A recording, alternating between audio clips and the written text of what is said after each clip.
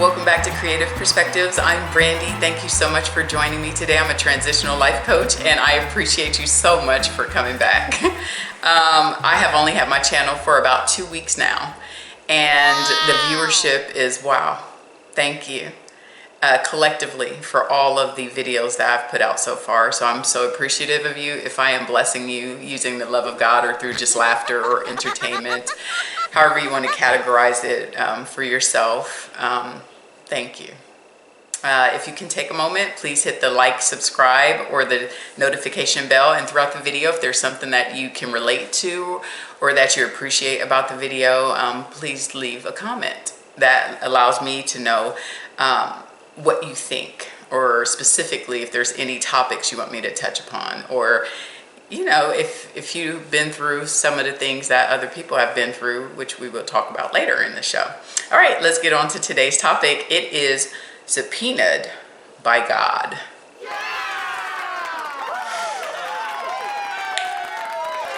We don't want God's judgment.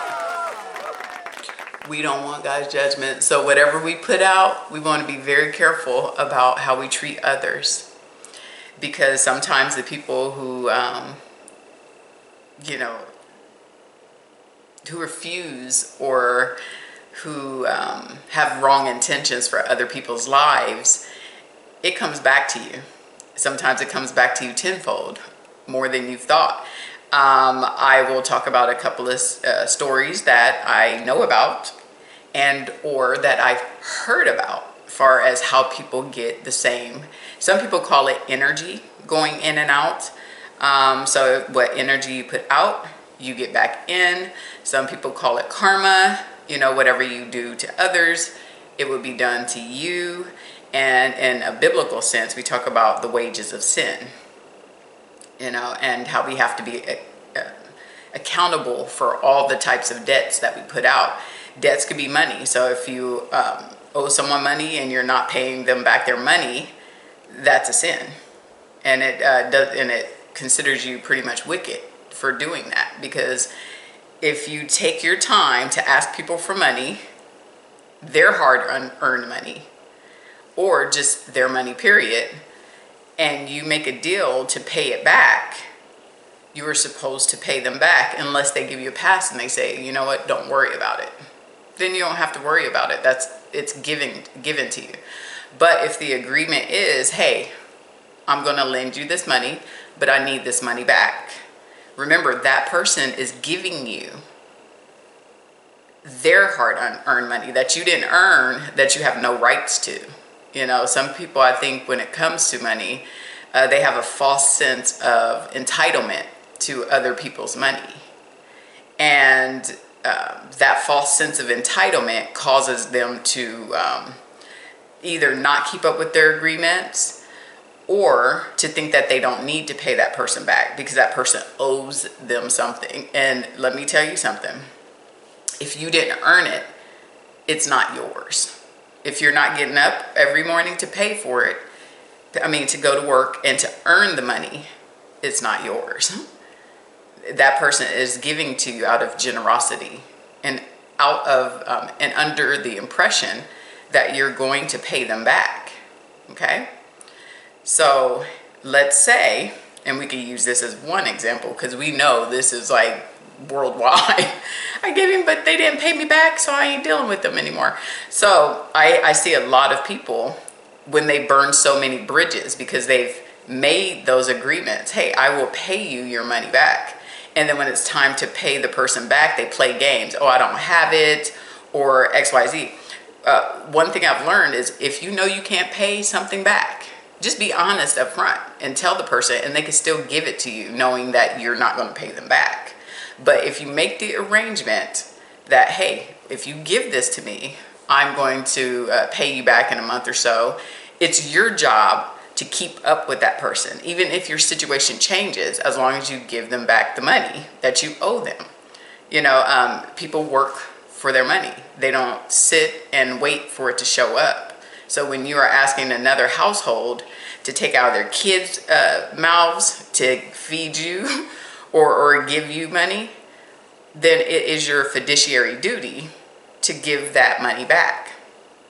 Now, Let's say if you're the type of person where you don't give them back because you think somebody owes you something, you have a false sense of entitlement, or you've been used to just using people and mooching off of them for so long, then guess what happens? People stop giving to you. And then when you really need it, you'll never get it. And I've met some people where they take the money and they're not using it for the purposes that they agreed to use it for. You know, it's very important if you want to restore, financial relationships with people, to be clear about your intentions when you ask them for money. So if you're like, you know what, I know I can't pay you back. I'm not going to lie to you because my job, my bills, this is what it looks like. This is what my finances look like. And remember, if you're asking somebody for money, they have the right to be in your business because you are asking them for something that you are not entitled to. So if they want to ask you a million questions, well, what do you need it for? When am I going to get my money back? And they ask details, that's very important information that you need to give and honor. Now, if you are honest about your ability to not be able to pay, just be honest about it, because people love an honest person. They really do. But like, let's say if you're the user type where you're just trying to take, you got taker spirit, then guess what? You're going to start burning so many bridges to where people will start leaving you destitute. And I find that funny because when you get on social media, sometimes the same people that was using people are the same ones. When people cut them off, they're like, nobody helps me, family don't help me, friends don't help me, nobody cares, boo, boo, boo. And that's like a baby, because most of these people are 18 and above, so they could get a job. Some people don't really make a decision to hold down a job. They're either late all the time, or they're always getting into confrontations with bosses, or they're just making it seem like everybody has to be on their schedule, and that's not the case. When you don't have money, you must go to work and adhere and abide by the rules and the regulations at the workplace, so you can be able to earn. When you choose to be late, you choose not to show up, you choose to keep confrontation and conflict going on, and if you end up losing that job, that really falls on your shoulders. Now, we all know sometimes you can have people that are over you who have spirits, that are attached. We talked about that before, the attachment of spirits onto people, but you still have free will in the Bible. So it's not that the attachment is so much the problem, it's the actions and the response that you are allowing yourself to put out that's causing the issue. Okay? We all have free will. We could choose what's from right and what from wrong. So getting back to this far as the subpoena portion, your subpoena sometimes, subpoenaed by God, can be that people stop lending you money. They stop doing for you. They stop going out of their way for you. So that financial umbilical cord that you was attached to is now gone. And now you see your life changing for the worse. But sometimes there can be blessings when you hit that pitfall in your life. The pitfall is you'll stand up and you'll start doing for yourself. You know what I'm saying? And then one day, if you could get on your feet and to where you're in the same position as the people who helped you, then you'll be able to understand how important it is to pay bills, to put food on your table, to take care of children if you have any, to have money in reserves for car payments, for investments, for you name it. There's so many different scenarios that we could play out, that could be played out here. So there are blessings also in those subpoenas sometimes. My father used to say, sink or swim. Sink or swim. That's a powerful statement, because that's telling you it's your responsibility. Your entire life is your responsibility. And you must go out there, you must execute. Every decision you make, it has a reward or a consequence. We talk about the chess pieces. Well, sometimes God's subpoena is when your man get taken off the board. Now, if we're going to put this in relation to relationships, if you are out there cheating, You know, I hear this all the time where the person who has cheated habitually or has cheated on their partner once, twice, it doesn't matter.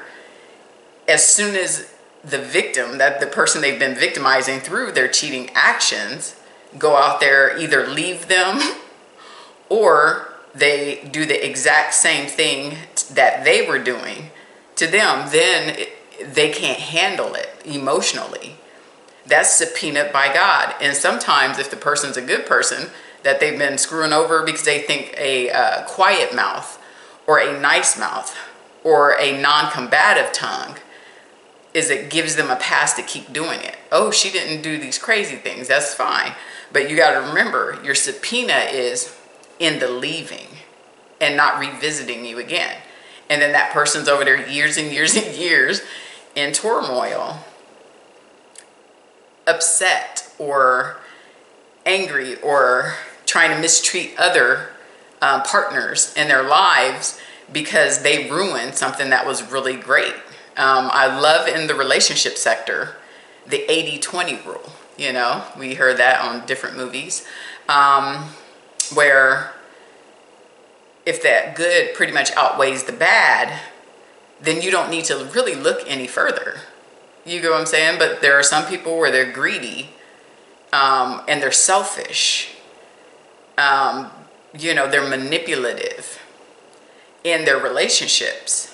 And then as soon as the victim, I'll say victim, turns their back on them permanently, then now they declare war over God's subpoena in their life. What they put out, they receive back. Okay? And not everybody runs around giving you the same karma or they're putting out the same energy that you have. Some people are just graceful.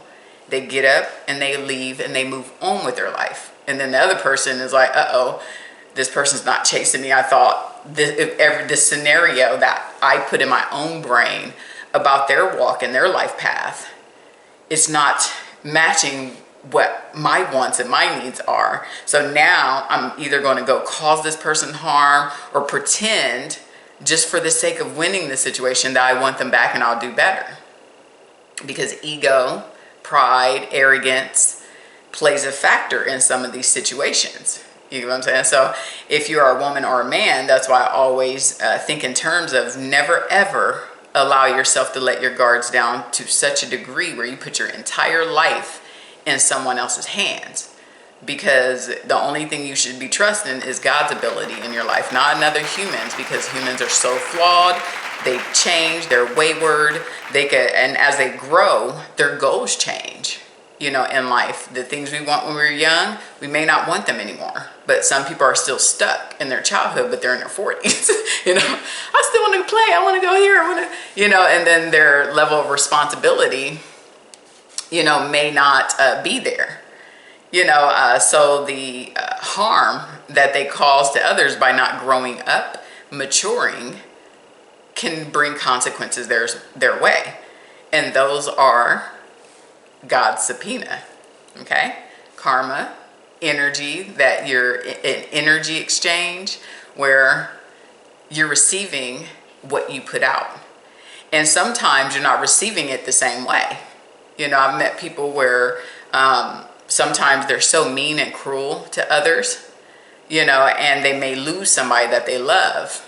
Or, and I'm going to give you two exact circumstances that I know of. And but right now I'm going to do scenario and then I'm going to get in, you know, on the two situations.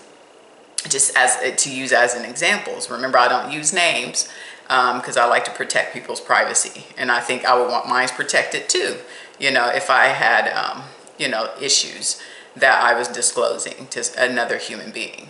But let me just keep it and make this clear. Sometimes your sins, aka your karma, aka your energy exchange, you may not receive it the same way that you put out to another individual, okay? But you better believe if you've wounded somebody deeply in their heart, that wound will come back to you. Okay? Now, if you are a Christian, or if you're just a loving person and you just want to become better every day, every single day, or, whatever your religious practices are, remember it this way. The same amount of tears you made somebody else shed is the same amount of tears you will receive back.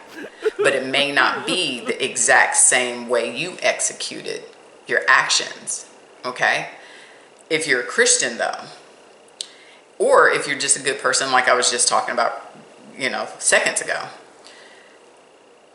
your mind and your actions can both have those consequences. Okay? So if I'm a jealous person and I'm saying, oh, I can't wait for her to fail, and you could see this for yourself. I mean, successful people see this a lot. Non-successful people, and actually I won't say successful versus unsuccessful, because remember, I talked about this before. Success is in the eye of the beholder. You could, like my father, for instance, his dad was never there for him. Never said hello. He was the type of parent that would just walk past him. I never met my grandfather on my dad's side. Period. And the first time I saw my grandfather was when he was laying in a casket. And I was like, Dad, who is this? Why are we here? And he only said one word, that's my father. And he just stood there, okay? Or just sat there. And we couldn't even shed tears because we didn't even know the man. He was a stranger to us. But learning about that afterwards, it was that my father's way of trying to mend and change that generational curse was to be the best father possible that he could be. That he didn't have the guidance. Not every parent has guidance on how to be a parent. So that's why when I talked about the verbal, the lethal tongue, the verbal, I'm thinking it's about verbal abuse. It was a previous video I did like 2 days ago or so. And that's why we have to show grace when people may grow up in environments where they're used to a certain level of abusive behaviors. And then when they become parents themselves, they're trying not to give that same stuff or pass it along to their children. Okay? So they're trying to correct the generation before them. So my dad did a wonderful job at that.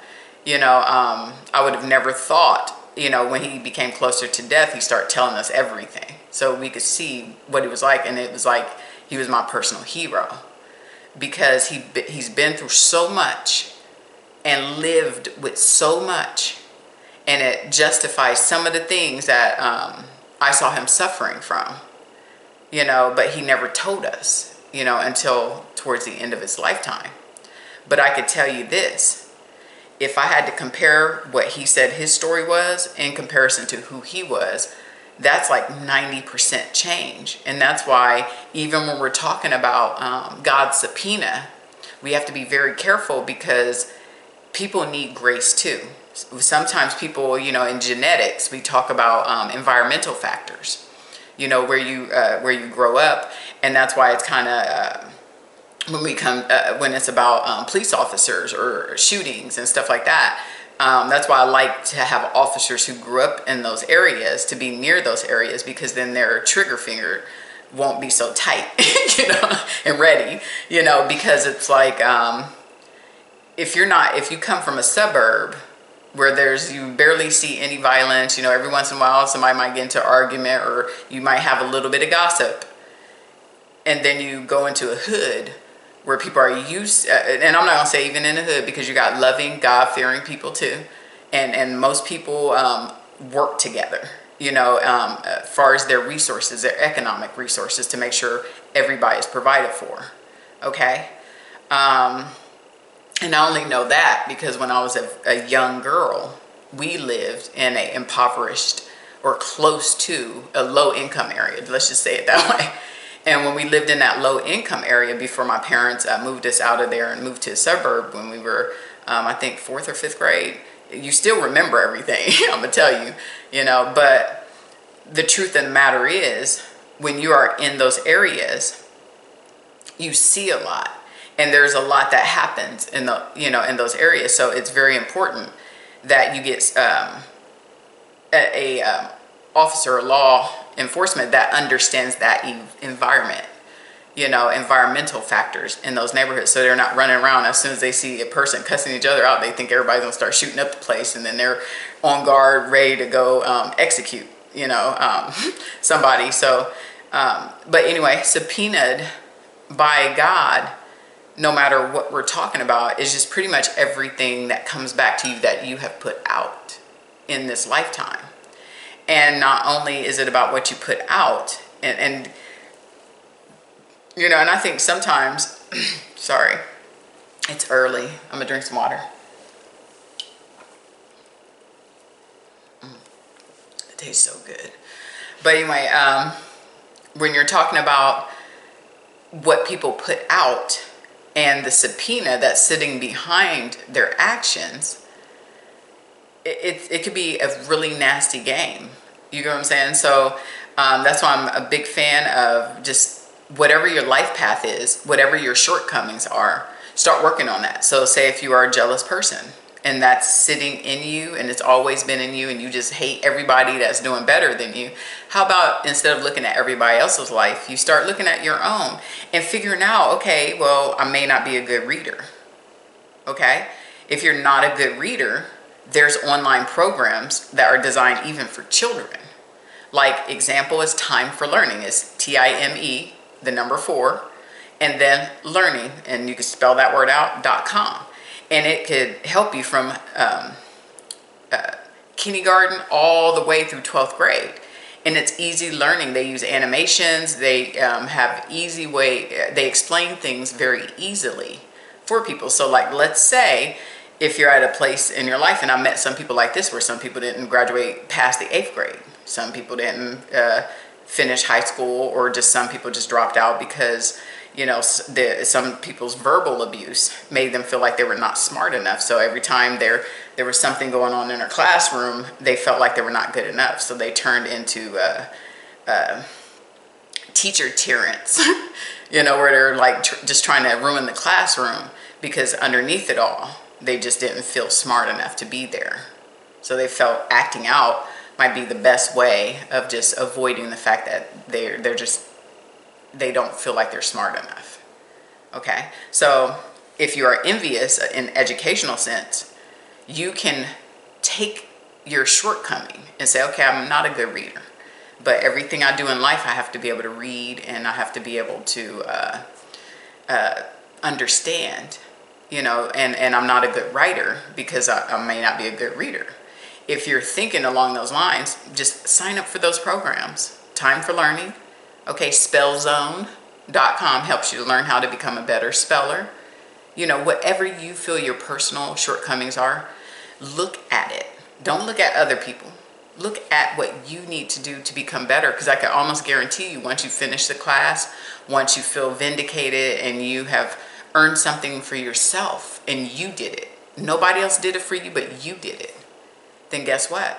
Now that makes you lift up to another level. Okay, and now your confidence goes up and you're like, okay, I could read, all right. And then you never know, you might want to take a spelling class next. You know what I'm saying? Then a speech class. Okay, so our walks are designed for us personally to become better at something that we have our shortcomings at. That we're having shortcomings in those areas. So focus on your shortcomings. Okay, find a way. You get what I'm saying? And that's just one example educationally. Okay, if you find that, and I'm gonna hit a hard topic. I've heard,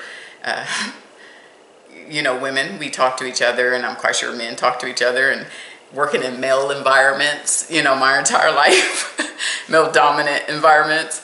I have the privilege of asking certain questions, and some of them could be a little too personal. So in a relationship sense, and I'm gonna take it there, some males don't feel well endowed at all. They're scared, so they mistreat women. They just do a whole bunch of stuff, or overdo it in the gym, whatever their thing is to try to cope with that. But let me tell you something. if that's a shortcoming of yours, you could always turn things around. Because I said this in my previous video, I don't know which one, you probably have to go hunt it down. But I discussed how not everyone, like everybody has gone through something in their lives, right? So not every individual, just because one person told you, or two people or three people have browbeated you about your manhood, it does not mean that women are not on standby for a good man. You get what I'm saying? So your shortcoming, you could be not a well-endowed individual, right? So you might feel inadequate, emasculated, other things, okay? And you might even allow women to take advantage of you because you're like, well, I got to give them money because that's the only way I could keep this person.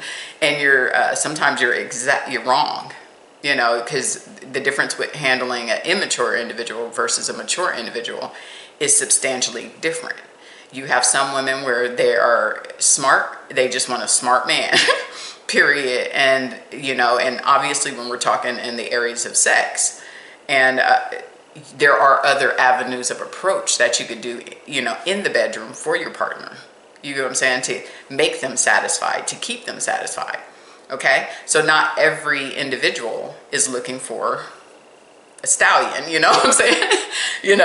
I took it there. So this is the video that I take it there because this is about God's subpoena. Okay? God's subpoena. Now we're going to flip it around. Okay? The same person that was possibly talking about your manhood, emasculating you because you may not be a well-endowed individual, that same person could be getting abused, mistreated by their new boyfriend. So while he's giving them one aspect of the relationship, which is the sex that they were just destroying you over, remember, they could be over there getting the well-endowed individual, but being mistreated in every single area, period, in their life. Okay, so they're suffering in a different way. That's God's subpoena towards them. Okay, so because they put out negativity, they told you something like this, so they're going to get what they want, right? Here's a well-endowed person, but the guy is going to probably mistreat them, be stingy with his money. You get what I'm saying? So everything you was giving them, thinking that you needed to give them that in order to be adequate, you get what I'm saying, is being taken away from them. And now they're calling you up complaining, oh, he's doing this and that. You know what I'm saying? So that's their karma, their energy exchange. Or, if we talk about the Bible, hopefully you're married. Hopefully you're married, But for the grave amount of Christians, most of them had, did their fornication and above and more. So let's keep this real, but that's God's subpoena. You get what I'm saying? So that's why you should never make assumptions, and I know back in the day they taught me and all this stuff, you got to be the alpha male, you got to go in there and go get her, you know what I'm saying? Get her by the hair. Pull her out like way back in the day, the Stone Age. You like a girl, you grab her, and then she's yours, and she has no say. You get what I'm saying? So we're in a different culture now where women are making their own money. Both parents are actually working in the house. There's more to life now. So now everybody has to adapt and change. You get what I'm saying? And on the flip side, just so you know, we talked about the male anatomy. Now we could talk about the female anatomy. Remember, not one vagina suits all. Okay, so I had a conversation with a guy who was really in a bad place because that's how he felt. Like, no woman wants him, he can't keep a relationship, and people are always out for the money, but that's as good as he thinks he can get because he's not capable or he didn't feel capable because of how they made him feel, his partners made him feel, that he could not perform. You get what I'm saying? But with that situation, I told him, you can't judge your past as if everybody is like that just because you come across a few knuckleheads. You have to remember, be the best version of who you are, but also understand this. Not every, just like men are not the same anatomy wise, down there, women are not the same either. You get what I'm saying? So I tell him, look at it that way. And he changed everything. He changed everything about how he felt. Successfully married, in a relationship with kids, okay, with somebody who loves and adores him. So it can happen.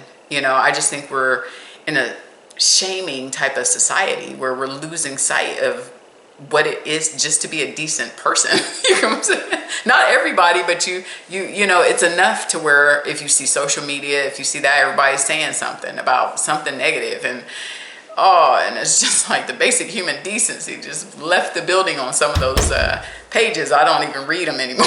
I'm like, oh my gosh. But that's just, okay, now we're off of sex now, okay? But I just want you to see God's subpoena with what we say and what we do and what we think and what we try to project onto others. It has rewards or consequences to it.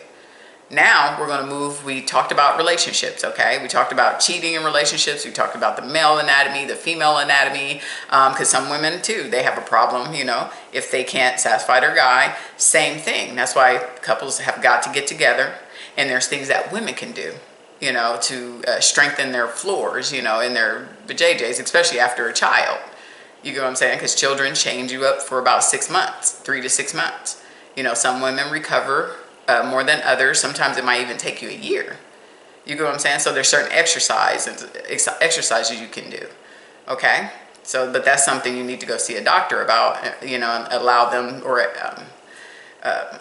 a sex therapist where they could actually help you in those areas. Okay? So all is never lost. And that's where you got to stop thinking. If you get in your own head and you don't get the professional stuff going on, just remember, you could be doing yourself a disservice. Okay? Now we're going to move past, that part.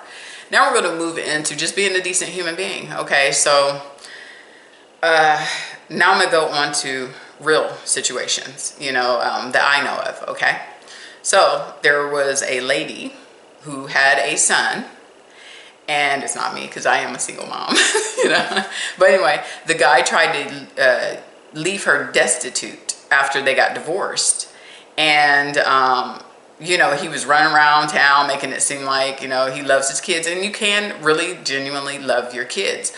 But if you're a type of parent where you want to love your kids, but you don't want to support them, so you want to say, oh, I love you, I love you, I love you, but you'll spend your money on a new relationship when you have these little tiny children that are not at the age of 18. And they're not old enough to work. They're not old enough to provide for themselves. And you leave all of that responsibility on that woman to do everything. You are going to get your karma. You get what I'm saying? That's God's subpoena. In this case, the subpoena was the same thing that he did to her. She struggled. She worked. She did have her college degree to be able to do a little providing. But they struggled with food, stuff like that, and did not tell anybody, because sometimes women, we can be prideful too. We want to provide for our kids, and that's the beginning, the middle, the end. And I'm not a big fan of women who have children allowing the man to get away with not paying. And the reason why is because when both of y'all laid down, wherever you may have been, some people at the park, some people in the car, some people at concerts, some people in the movie theaters, some people in parking garages, so wherever you laid down and you had that baby, whether it was a planned event or not, you brought that baby into this world with that individual. It is definitely your responsibility. I don't care if you don't even like the individual, to be able to provide, okay? Because you want to heal the next generation, right? Because at the end of the day, we don't know. You don't know if you're going to get old, and then, and your kids won't come to you. I've seen people in nursing homes, God's subpoena, where none of their kids come and show up, okay? Period. And it's a really sad game. You know what I'm saying? But also there had to be something there, because why wouldn't your child come and see you? You know, what's going on to where your children are not present. You know, especially if they're alive and well and they have children that could come and see you and visit you. God's subpoena. Sometimes you can end up alone. You know what I'm saying? You can be so selfish when your kids are younger and not put in the work, not put in the energy or the effort to really see your children. And then bam, when they get older, they're capable of learning. And we see these success stories, you know, all the time, where the kid, you know, although they may have some emotional issues, you know, going up with the fact that they were abandoned, but those can also be addressed, you know, but they get older, they become successful, and then all of a sudden the parent who never ever contributed shows up. Like, hey, I'm here, can I borrow some money? Can I? No. You get what I'm saying? So that's the subpoena. The rejection that they gave the kid, if the kid gives them the same rejection, but they still love them, but they just don't want to deal with them because obviously it's a stranger, you know, coming into your life. It's not somebody you knew. And it's somebody you probably always craved to know when you were younger. You know what I'm saying? And because you could not get to know them because they refused to invest in you, you know, in the first place. You know, it could be appalling to even have that individual show up and come to your face, you know, or it could be rewarding where you're like, okay, well, I just got some answers. And then once the questions and the answers are tackled, then that's it. But the saddest thing is if a person that never gave to you comes up and now they're asking you for stuff like financial umbilical cord all of a sudden needs to be reattached. But it's the opposite way, the child to the parent. You get what I'm saying? But to a parent who didn't do anything in their lives and never wanted to or never even thought about the child. You know, so anyway, so that's another example, you know, the come up of a child who made it through, and then the decisions they may have to make on whether they want that person in their life, their parent, their estranged parent in their life period. Okay. Another thing, getting back to the example, I know I did like a little side note on a success story. I tried to, but anyway, now we're talking about the caregiver, the story I was trying to get to, where the caregiver did not provide, moved on, took their resources, met somebody online, you know, had lots of children because it was like a religious thing. And then come to find out now the lady that they got with was just a complete moocher. Never held down a job, did a lot of illegal activities. And then now her illegal activities led to her going to prison. When she went to prison, all the legalities and the responses from that put him home, made him homeless with his 3 children. You get what I'm saying? It's not that you co-sign on you like people to be put in these situations when they are receiving their karma or they are receiving their God's judgment on that situation of how they treated someone else, or the wage of their sin through their actions and their thoughts. One thing I want anybody to be careful, you know, about, Christian or not, is it's the thoughts that come out of your mind, you know, and the actions that follow through. Don't give it energy. You know, learn to not give things energy that does not require it. If it's something that is hurting your life or that has hurt your life, do not give that energy. Just pray about it. Realize this was not you. Another individual's response to you, another individual's actions towards you, another person, whether they're manipulating their way through, that has nothing to do with you. The only thing you need is, what are the signs? How can I tell if this person is manipulating? Okay. And I referenced a book on the verbal abuse, you know, a book in Verbal Terror, that series. And that's just one of many books that you could buy that can tell you and how to see the signs, what they are, and how to respond correctly. Okay?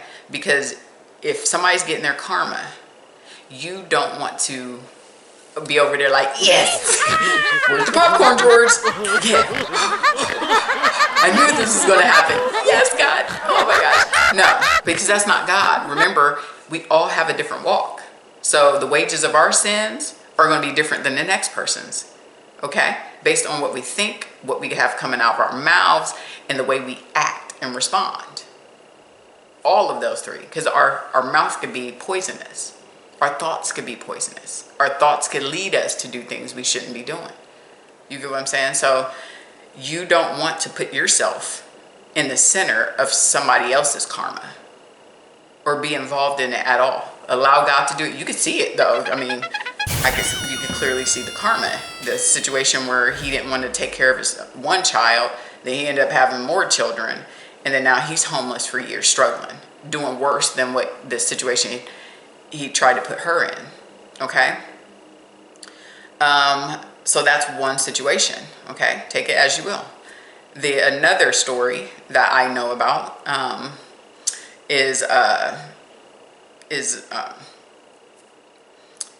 similar, where a guy went off, tried to take all his resources and put it into another individual, collapsing his entire home. Well, when he did that, now he goes over there, relationship's not solid, because remember the 80-20 rule.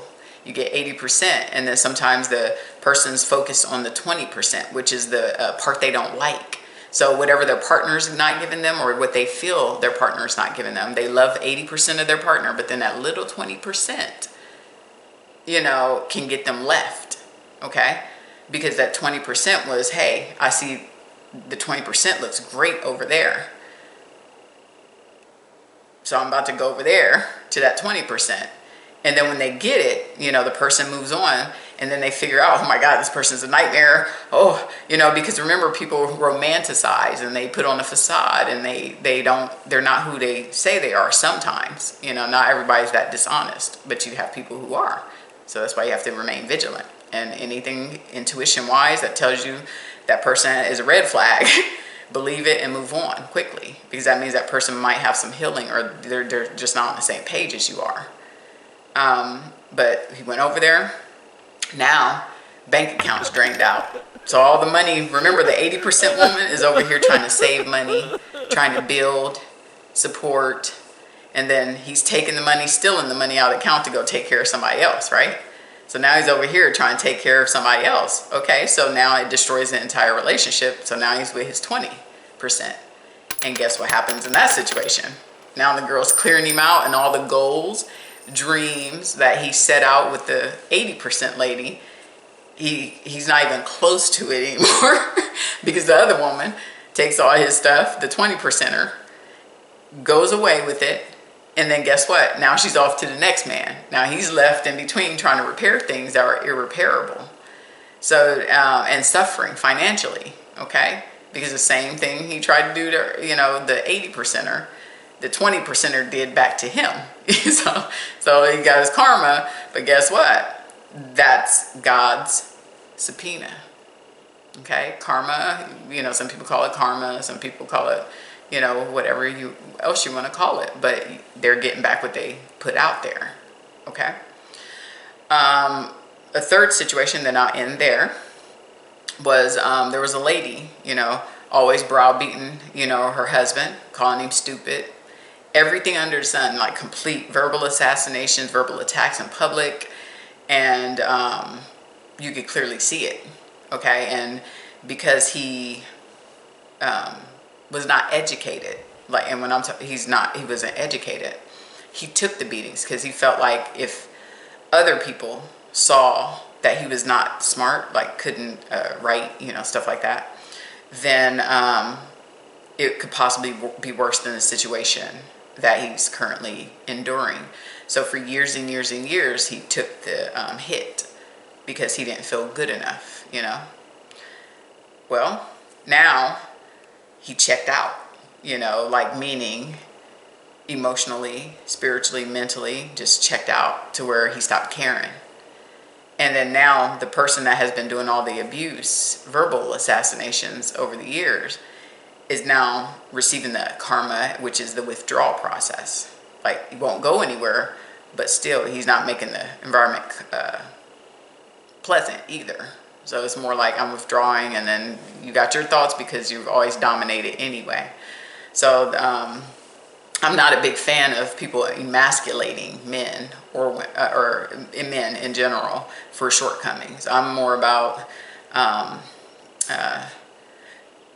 encouraging the growth, encouraging, like, okay, well, you feel like this is an issue. Okay, well, how about you start tackling that issue?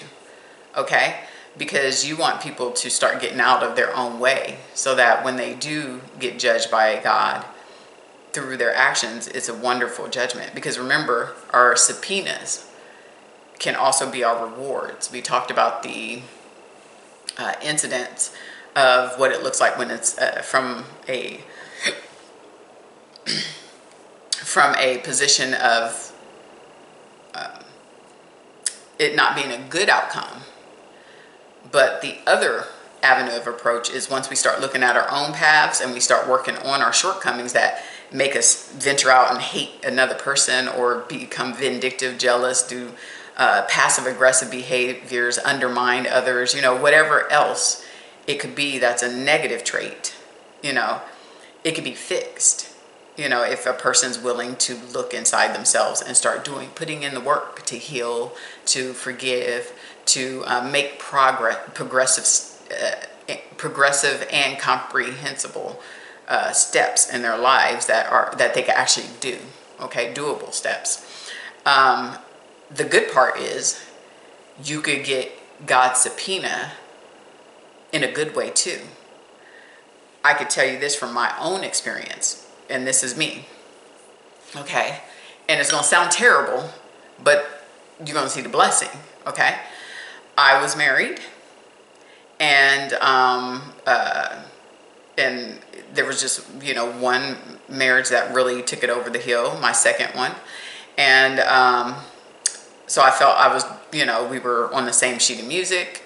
Well, come to find out, we never were on the same sheet, in that serial cheater, and then he started a business. Like, I had a business, and then he secretly started one in a different state with another individual. And far as because I don't like the hearsay, but it was hearsay because I wasn't there. Far as what the hearsay folks told me is that he went with her for money.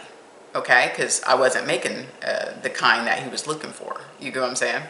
So left, complained about the amount of hours he had to work. And while that happened, God stepped in to my situation, because I felt crushed. Here it is, I got a baby. I'm like, it was a lot of other stuff in that relationship that, if you watch the other videos, you put them all together, I talk about different situations in that relationship, although I may not define whether or not I was married. But with that issue, took the resources and literally was planning to leave us with very bare minimal. Okay. Well, took out a whole bunch of debt, went that way to make it seem like he matched the richness of the other person. And now the report was, now he has to work 10 times harder than he ever had to work when he was with me. And then God blessed me in such a way to where he could have, if he had done the right things and was not the person, narcissistic, sociopath, whatever, that was classified by an actual psychologist. If he had stayed in the situation, God brought the finances to me that he would need, and a bonus amount where he could have used that to start his business. You get what I'm saying? Without taking out loans and stuff. So God blessed me. And I did not say one word until the day we walked, the next day after we walked down to get divorced. Then I disclosed what he just did.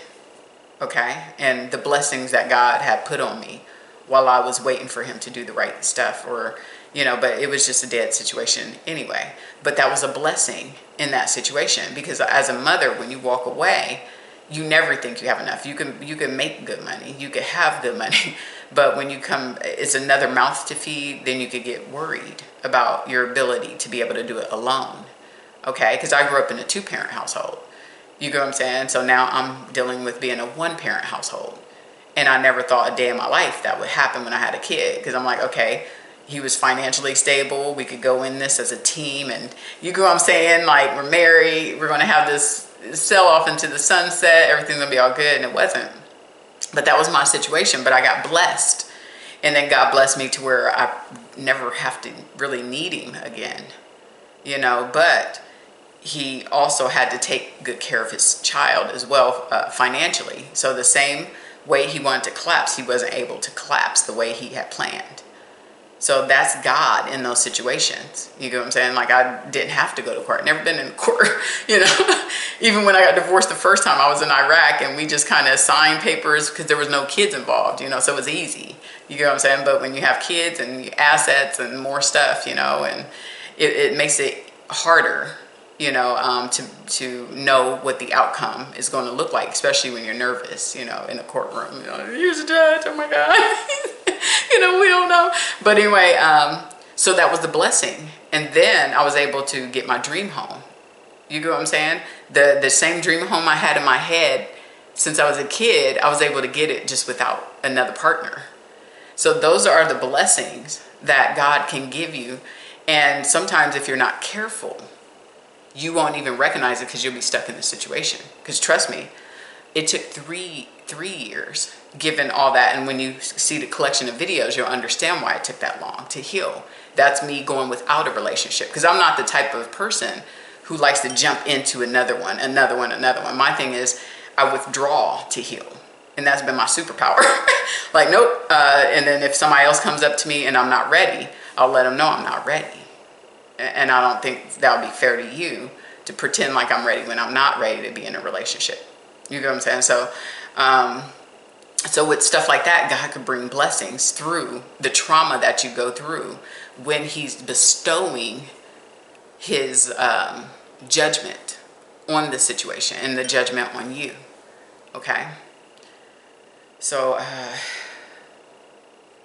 that's it. I have more situations, but I don't want to keep, going on to, here's another person's situation. But just remember, God works in mysterious ways. And sometimes what you think, what you project out of your mouth, and the actions that you take towards another individual has consequences. Oh, I will say one more. All right, so there was one where a guy was trying to entertain 2 women, right? But he was lying to one person as if he never had another woman who existed, right? So he ended up getting into confrontation. In that one confrontation, he chose to go ahead, bounce, and get married, okay? The girl found out the next day after the argument that he actually got married, right? So now the report is he's sitting in a marriage where he feels completely lonely, whereas with the other person, he felt he could be fulfilled. So now it's like, turmoil, trauma that's happening in that situation, but that's the karma, because the girl gets to move forward and, found somebody better, or who would treat, and be more honest and have the integrity that's required in her life, So just be careful how we treat people, because you don't know how God will bring it back. Sometimes you could end up with cancer, or somebody you love could end up with cancer. Sometimes somebody you love can be taken out of this world. And it's because of all the stuff in the hell you kind of put out there. Sometimes God could take your money. If you protect it too much, he could take it from you. You get what I'm saying? The root to all evil is within money. And it depends on the mind you have, though, when you got it. If you really want to know what somebody is or who they are, give them a whole bunch of money and see how they respond with it. Okay? And then you get it and see how they treat people. Then you'll see the root to all evil is money. We see people, how they're fighting over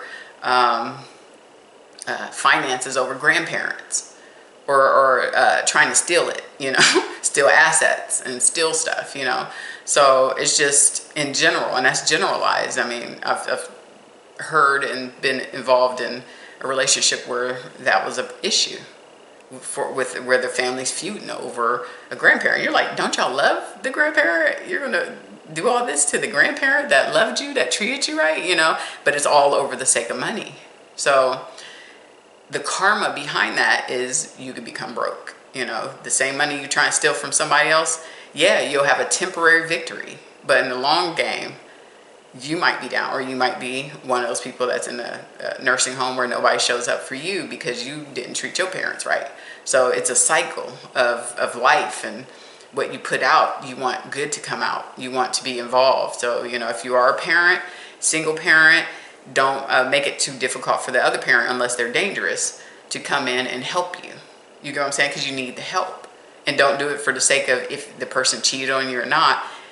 You guys are still a team, no matter what the situation is. But there might be some healing that needs to go along with that, you know, where you have to be like, okay, let's keep the situation where it was. He did this act, but it had nothing to do with me. This is my movement for me and my children, or myself, in order to heal. Okay, and if you need a little time, just notify parents. Say, look, after everything you put me through, I just need a little time to think.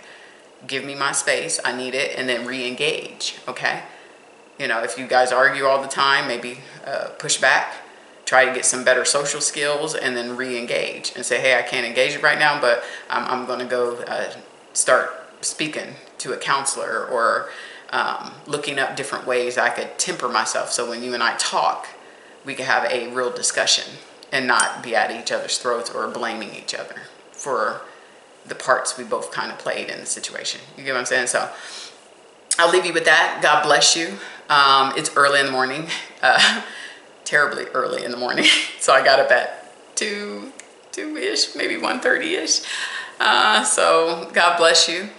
I will try to do another series when I'm well rested to further dive into this topic. I hope this helped, and please like, subscribe, hit the notification bell, share the story if you like it, and God bless you.